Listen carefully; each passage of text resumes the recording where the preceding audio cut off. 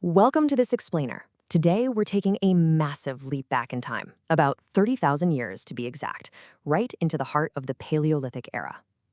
Our goal today is to unpack a really fascinating mystery: how early humans actually managed to survive and eventually thrive alongside some of the absolute deadliest and most terrifying predators to ever walk the earth. So let's kick things off with the ultimate survival question. How in the world did we pull it off? Because let's be real, back then, we were definitely not at the top of the food chain. We weren't the fastest, we certainly weren't the strongest, and we completely lacked all the built-in natural weaponry that the wildlife around us had. No venom to strike with, no armored scales for protection, zero sharp claws. Given all that, how did we avoid total extinction? To truly wrap your head around this, picture the sheer terror of this daily reality. Imagine stepping outside with literally no walls to protect you, no modern police force to call, and no sophisticated weapons factory to supply you with gear. You are completely exposed in the pitch black, armed with little more than a stick, and entirely surrounded by massive things in the shadows that actively want to hunt you down. And wow, does this show just how terrifying that mismatch really was? On one side of the equation, you've got early humans. Our primary defenses: a brain, the discovery of fire, and relying on each other. On the flip side, you've got actual Ice Age monsters. We're talking saber-toothed tigers wielding 11-inch fangs, cave lions that absolutely dwarfed modern lions, and giant hyenas with jaws literally engineered to crush bone like it was chalk. We essentially brought a big brain and some sticks to an evolutionary gunfight. Okay, moving on to our first major threat: fire against big cats. Now, in a straight-up brawl, an early human had absolutely zero chance against the sheer size, power, and speed of these massive cats. They were the ultimate nightmare predators. But humans noticed something absolutely vital. These predators are deeply hardwired by nature to fear open flames. So instead of trying to physically outmatch a saber-tooth, humans brilliantly exploited that natural fear.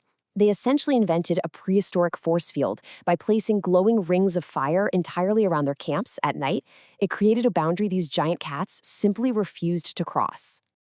But here's the thing: fire wasn't just a static wall for humans to cower behind. When a predator got a little too brave, humans actually weaponized those flames. They created what we call firebrands, which were essentially thick, burning branches. By grabbing these branches and aggressively swinging them at approaching predators, humans totally flipped the dynamic. They transformed fire from a passive, glowing barrier into an active, terrifying weapon that let them confidently deter a night ambush. It's honestly such an elegant solution.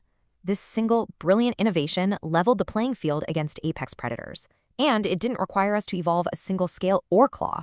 Fire basically became humanity's first true weapon of mass deterrence.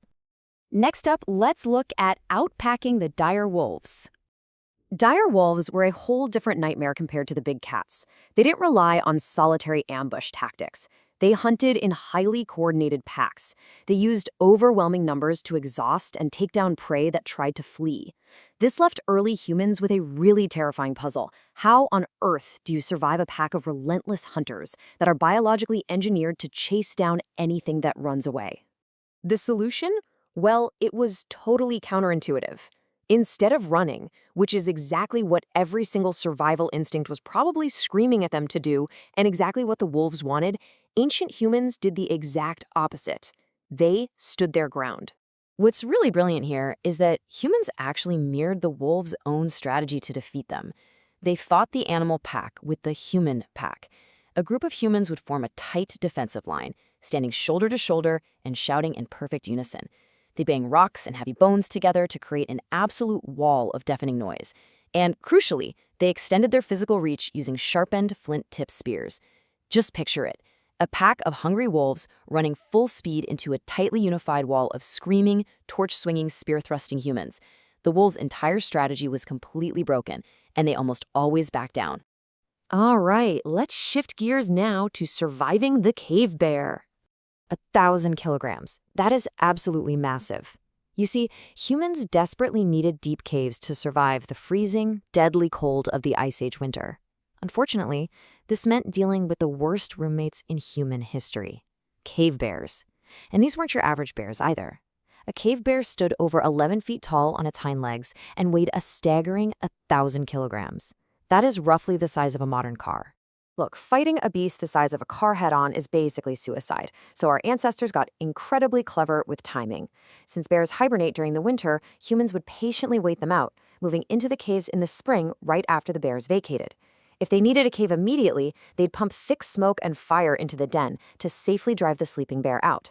And if a physical confrontation was absolutely unavoidable, they didn't just wildly attack. They used highly coordinated group spear attacks, specifically targeting the bear's unprotected sides and soft belly, completely bypassing the incredibly thick muscle and fat that shielded the rest of its massive body.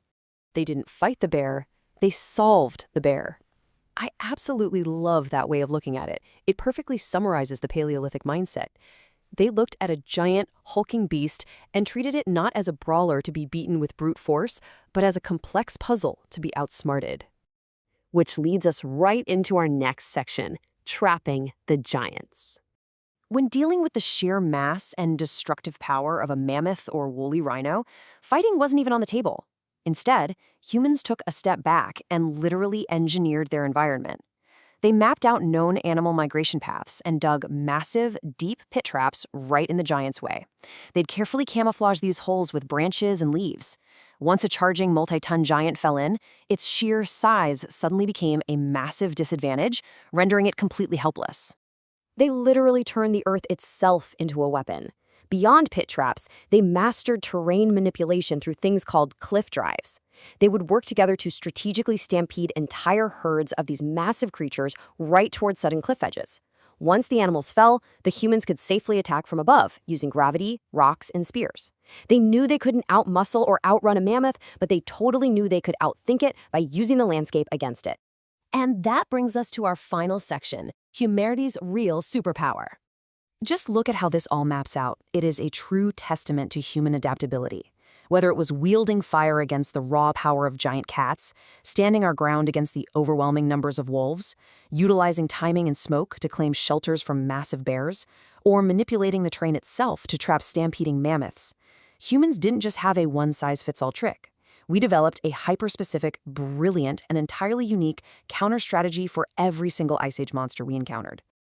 Ancient humans didn't survive because they were the strongest. They survived because they were the smartest. In a brutal, unforgiving world filled to the brim with animals that were bigger, faster, and deadlier in literally every conceivable way, our true defense system wasn't a physical trait at all. It was our unparalleled ability to look at a terrifying problem from a completely different angle.